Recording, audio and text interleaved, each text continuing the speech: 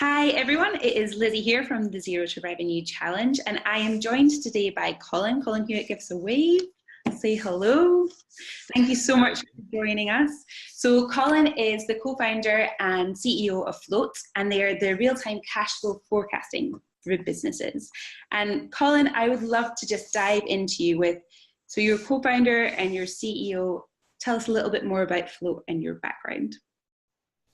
Yeah, so my background, I did computer science at uni, and pretty much straight after the back of that, I started a web design company. So that was back in the early days of the web, 2002, we started that. And yeah, it was really just, you know, the web was changing. There was a lot of opportunity. We'd had the dot-com bust, so it felt like, you know, we've already hit the bottom, and actually there's still a lot of opportunity to build websites. So we were doing that, and I think around maybe 2008, 2009, we started getting more and more people coming to us to build apps and solutions, and so really, rather than just building, you know, content managed websites, we're starting to do a lot more app development, and you know, I got the kind of bug for it and decided to get out of the services industry and into the product industry. Got to go over to San Francisco, spent a bit of time over there, and realized, you know what, these people aren't anything smarter than we are. So I think it gave me the confidence to come back and really go for it. And also, you know, just at the time, the costs of building a startup were coming down. You know, few years before that, it would have been really expensive to take on servers and all that kind of stuff. So, I mean, maybe that's surprising for some people, but it wasn't until, you know, 2008, 2009, where it was actually possible just to spin up a server in the cloud and launch a global product. So, yeah, I think we were lucky to hit that at the right time. And we had a product idea that just kind of came at the right time as well. So things kind of fell into place for us. So that's really interesting that you say that you kind of went out west, you built your confidence and you came back. Is that something that you wish you could tell a lot of people? Like, what are ways that they could build their confidence if they're feeling like, well, there are definitely people out there who are wiser, more experienced than I am? Yeah, you know, I think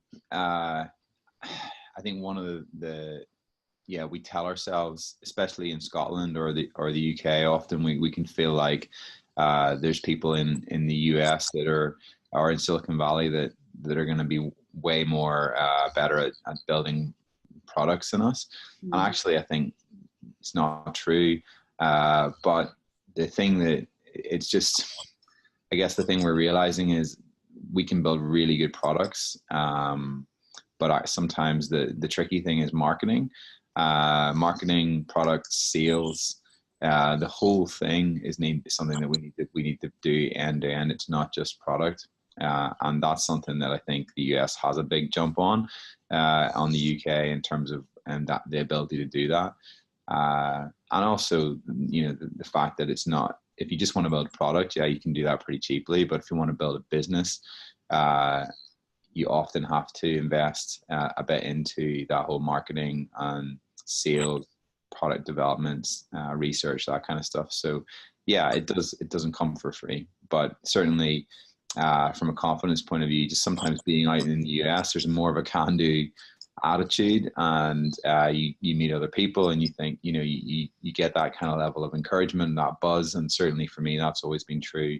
When I go out to the US, I feel like I get a bit of a shot in the arm, right, of positivity and belief. So it's good to do every so often.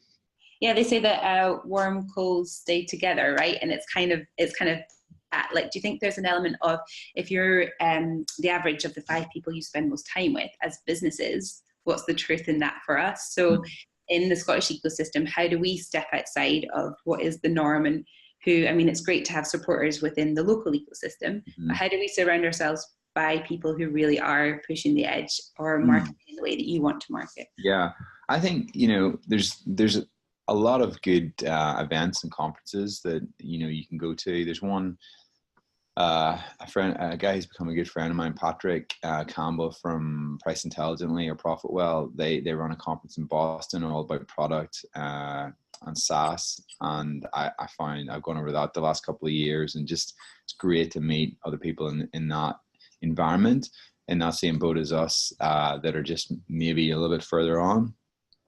But there's in Edinburgh you've got Turing Fest, you've got SaaS Talk in Dublin. So just getting yourself out there and going to these events where you'll find people that you can, you sort of like-minded people that you do bounce off, and it's great. So yeah, you have to get out there and not just stay in your comfort zone. So back in the early days of Float, so your co-founder, what was the founding team like? Yeah, so as I said, like I was lucky to have a web design company already, which was great, but I realized that probably wasn't the right makeup to do a product startup. That team was used to building, basic websites and software, but they weren't. I think building a product is a longer journey. It's a lot more risky. And so I really thought, like, if I'm going to do this, I need somebody really good, who's really going to take technical risks and be able to move fast. And I met a guy called Phil Roberts, who he came in and did some work for us. And then I realized that he's the kind of person that I'd want to start a business with. And so Phil eventually agreed to come on board and start working on this as a side project, and then became part-time and then full-time as he kind of got more confident that the idea had legs. So that was the founding team. And and that really got us off the ground. We got a product built, we got it launched. We got to go on things like Seed Camp in London, which was brilliant. And then we also had a sort of big pivot at one point where we realized that we were building Float on a product called Free Agent predominantly, and we really needed to move on to the Zero ecosystem to get the growth that we really needed. And once we did that, which is really tough to go through that big pivot at that stage of the game, it took us about a year to build out the product for Zero back in 2013. It almost killed us, but we did it, and that kind of gave us the confidence to go to the next step. At that point, Phil decided that he'd kind of done he'd done his time. He'd racked his nerves enough, I think, and realized that he needed to do something else. But we've still stayed really good friends, and I've gone on and been able to find people to come in and help build it up from here. So that's kind of how we got started, and we've gone on so many different evolutions since then, which probably don't have time to go into today. But the latest for us has just been to hire a new senior management team. So we just brought on a chief commercial officer, a chief operating officer, and a new CTO. And so, this feels like a really exciting next stage for us. And I feel like I've got the support now to sort of step back a bit and do more of the things that I want to do. And the team's really people are stepping up in the team, and that's really exciting. So, yeah. I'd love to hear more about that. How did you go about recognizing who you could pinpoint to take on board those roles when you've been presumably supporting a lot of them yourselves, and I guess you're kind of professionalizing those roles by saying I can focus on what I can deliver and these people can take over here? Yeah, so I think having a co-founder, you've got a kind of right-hand person beside you that you can bounce a lot of ideas off. When I lost that, it was good for a while, a bit more freedom, and then you kind of realize that you need that level of support, and we brought in different people. And but I think the interesting thing is it's really hard as product goes further down the line to hire co-founders. It's very difficult to do. So you really have to, it requires much more. It required much more of me to be able to understand, like, no, these are not co-founders. I need to manage people and I need to lead. And that's something that I wasn't equipped to do. So I was able to get some coaching and start thinking about how to step up and become like a real CEO rather than just a founder. And as part of that, the board have helped me to see, you need other people that are at this sort of senior level. And I think when you're an early stage startup, you're limited to hire people that are often younger and aren't needing to be on huge salaries because their lives are less complicated. And the reality is for us, we needed to bring in people who had experience of scaling companies, and that was expensive, but we were able to raise money, and that's predominantly what that money has gone to, is to bring in that team who can really kind of take on Float to the next level. So yeah, it's been a big transition. It took a long time.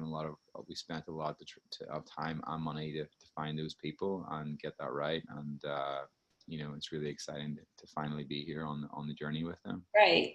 And that essentially the personal development journey that you've just described, and I'm sure like saying it in a sentence like that probably makes you think like, oh, why was it so difficult? But how did that feel, like identifying? Was that kind of internally you were identifying these are blind spots or areas I need to work on, or was there also that kind of feedback loop from others, whether that was your board or close advisors?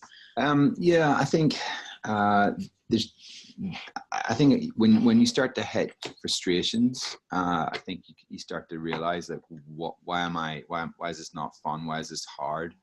And I was lucky enough to get some coaching in one of the investments.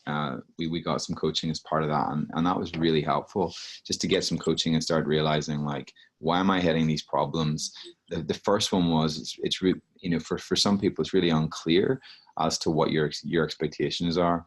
It's really unclear as to where where the company's going, what you expect from people, and how do we start to get really aligned and bring that alignment into, this is what we're doing, this is what's important.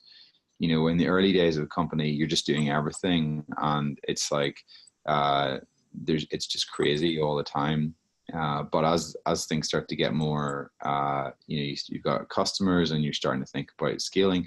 It's really important to be able to focus that's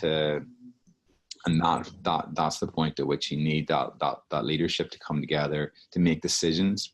And so, yeah, I think it was a mixture of coaching and reading, and really trying to dig into, like, why is this painful, and hoping that it doesn't have to be, and it shouldn't have to be painful all the time. I think you hit these kind of growing pains, and I was identifying those, and that was kind of what led us into that. So it's been great.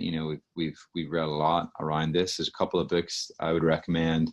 One is Traction by Gino Wickman, or another one is Get a Grip, which kind of sets out a framework for how to build your organizational structure in the company, get the right people in, get clear descriptions of what those roles are and the accountabilities that sit within those roles, and then how to run your meetings on a weekly basis. So you've got your quarterly objectives, and really just go through in real detail as to how to make the most out of those weekly meetings, those quarterly offsites, those annual meetings when you're setting your targets, and then helping your whole team to see, this is what we're doing, this is where we're not going to get distracted, and that kind of thing. So that's been a real help for us. And then the other one was Patrick Lencioni, The Advantage. Again, just thinking about how to build successful teams where people feel free to disagree, where there's kind of like a sort of crucible of creativity, because you create this safe environment through vulnerability, where people are able to be honest and be open, bring their whole self to work, not sit there and be political, but just really get the magic happening in the team. And that's something we've really invested in. I love hearing you say that, talking about vulnerability. And for some people, that's still a shock, hearing vulnerability and leadership in the same conversation, let alone the same sentence. But what kind of improvements have you seen in your team when you do bring your whole selves to work? Like, what does that look like? What are examples of how you foster that? Yeah, it's a good question. So I think there's something about, when you're in when you come in and the energy just feels good. And I think what tends to happen if you hold back, it starts to feel a little bit like you get these micro frustrations with people, and it starts to be a bit, things can start to be, tensions can start to build, that you're not really sure why. And then you have to be careful, and you have to be, I'm not sure if I want to, you start having some people that you like talking to, and others that you're trying to avoid. And I think for us, because we've kind of gone in from more of a human point of view at first, and just being like, who are you as a human? What's your story? What's been hard for you in your life? That kind of stuff. It means that I think we feel like we can be honest with each other and say, you know what, I don't know what's going on. I'm not sure how to answer that question. I'm not sure what I should do next. I'm feeling uncertain about this. That's whenever you start to have those honest conversations, rather than sort of bullshitting each other, where you're actually able to, I don't have a concrete example, but it just feels a whole lot better. And I look forward to coming into work, and I don't mind that sense of, like, if we have a disagreement, it feels like, okay, this is good. This is what we want. We want to disagree well. We want to get to the right answers. We want to get to the truth. So it just feels a lot like our conversations feel really robust, and I feel like we're having the hard questions without having to worry about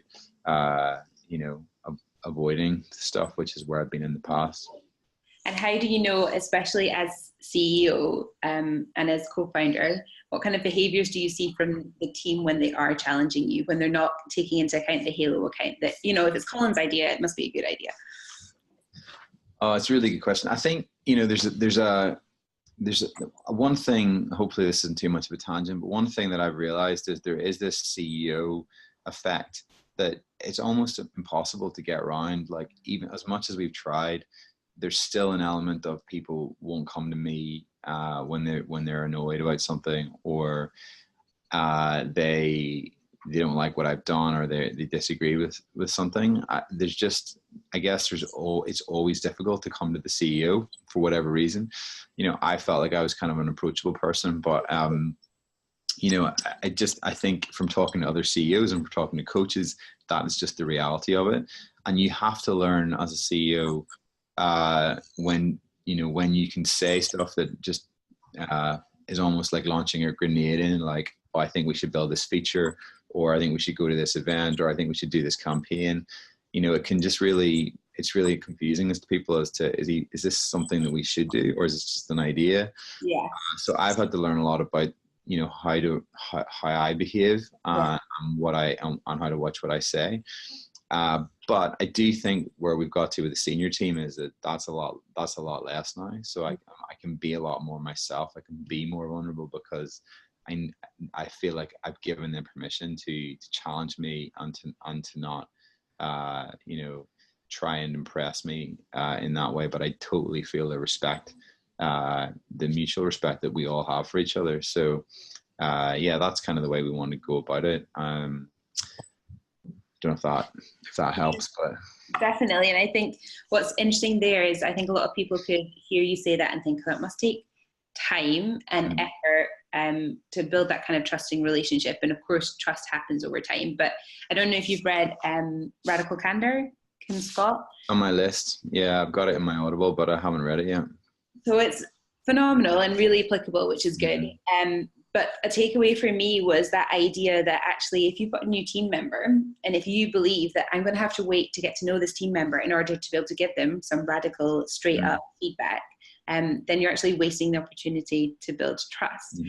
I wonder with you guys, when you're kind of onboarding, even from straight when you're putting a job application out there, a description, how are you kind of making sure that people are, from the very beginning when they're interacting with Float, thinking about, am I this kind of person who likes this kind of bringing the whole self to work, being technical, challenging? Yeah, it's. I think we're learning to trust our guts not a lot more when we're hiring people, because I think sometimes you feel like that's a wrong thing to do. When you're making decisions about people, it feels sometimes wrong to go with the gut impression, but actually, from speaking to the more people I speak to, the more people that they always will say, this didn't work out, and I had a feeling that it wasn't going to work out, but I didn't really have any logic to go along with that. Don't they say something like 70% of the time our guts are right, but normally for the wrong reason? No idea. So just Yeah. trust it anyway. Yeah, absolutely. And that, so we really do think about who we bring in, but the key thing for us is to get out of the office and do offsites. So we did an offsite with the leadership team in January. We've got one coming up again at the end of March. And part of that we'll review the quarter, and we'll figure out what we learned about, you know, the company, about each other, and the way we want to work together, and then we'll look at our goals for the next quarter. So it's in terms of the whole team doing that, I think we have this thing where we try and encourage people to go to the source if there's a problem. We don't come and tell, you know, me, or, you know, like try and get me on side. Like, it's better to go, like, there's something you did here or that's not right, and we try and encourage people to keep relationships clean and clear, and not sit on resentment. So those are the sort of things we would look for in an interview of where people have done that, and ultimately it just comes down to people who want to, you know, have a growth mindset, because those are the sort of people who will go through the discomfort of that to get to the best results. So yeah, I think the other book that talks a lot about this is Principles, the Ray Dalio book, which there's a lot in it, but you know, it's really inspiring to sort of think about how they've gone about that, and doing personality tests and understanding all that kind of stuff as well. So is that something that you're noticing? How long have you had the management team in for now? Just literally since probably since December. Right. So you've had your offsite, and have you kind of started to learn how you work together? And you were talking earlier about having clear remits. Is that something that's still developing? Yeah, absolutely.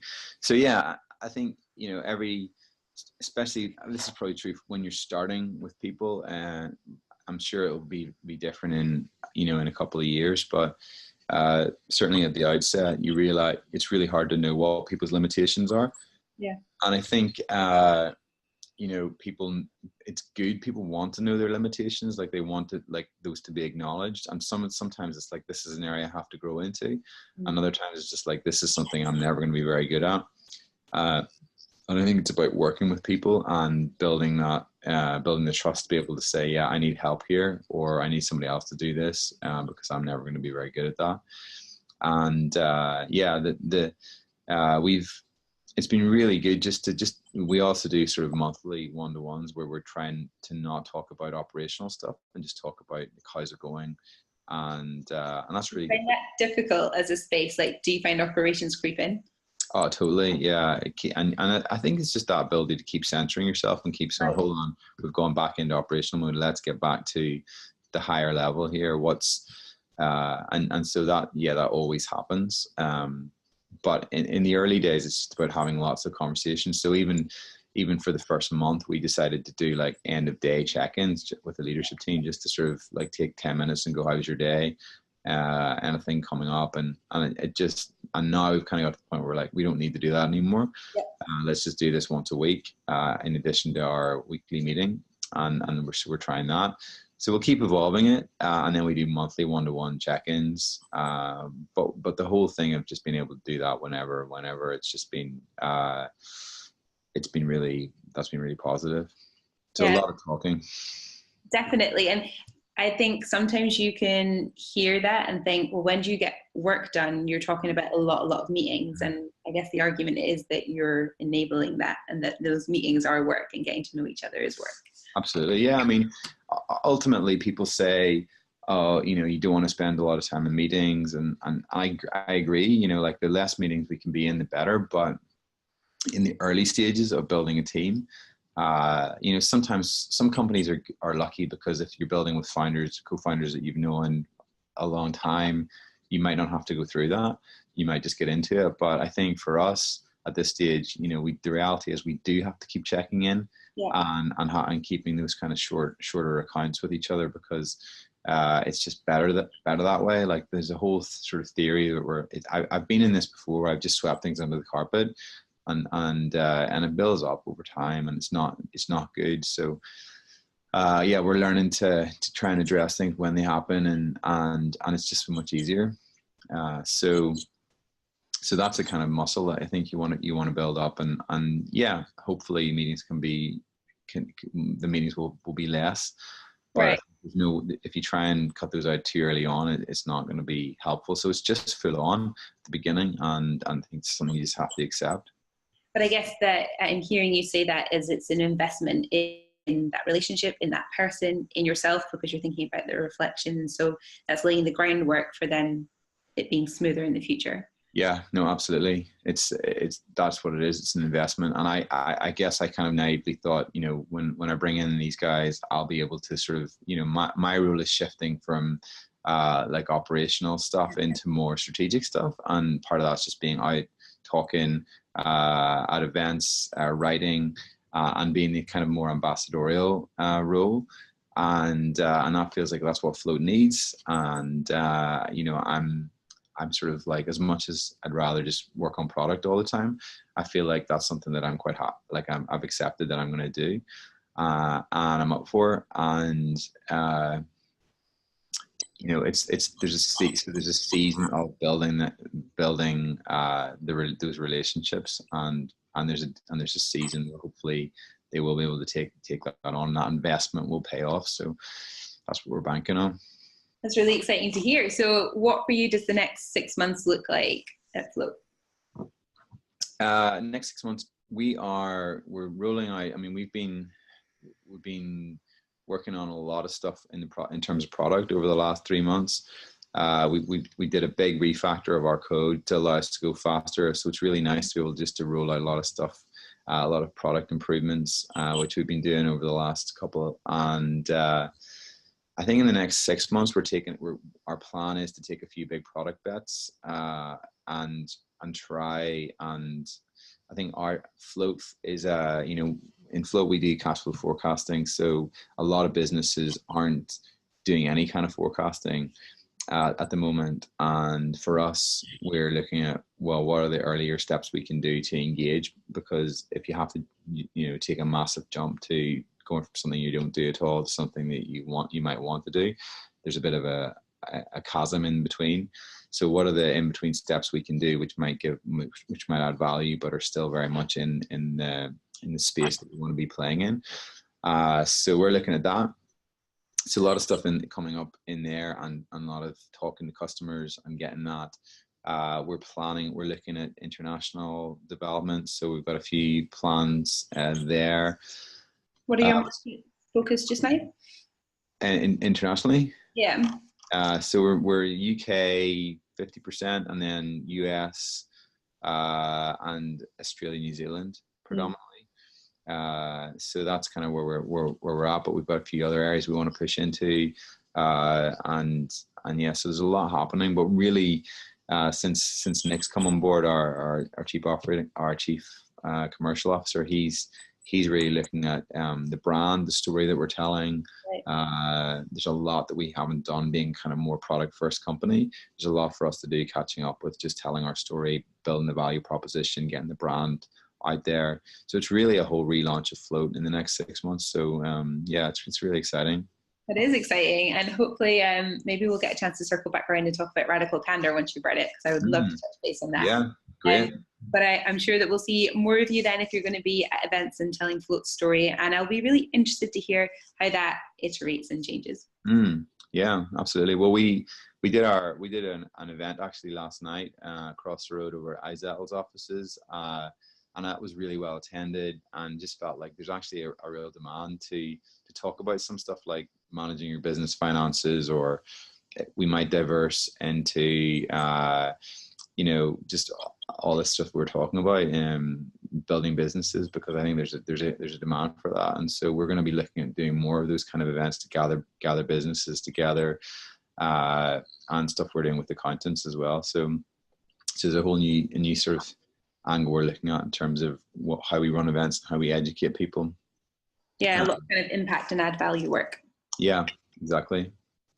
That's fab. Oh, well, thank you so much for joining us today. It's been great having you. So that's Colin from Float, and we'll circle back and hopefully talk to you soon. Great, Lizzie. Nice to chat to you. Thanks, Colin. See ya. See ya.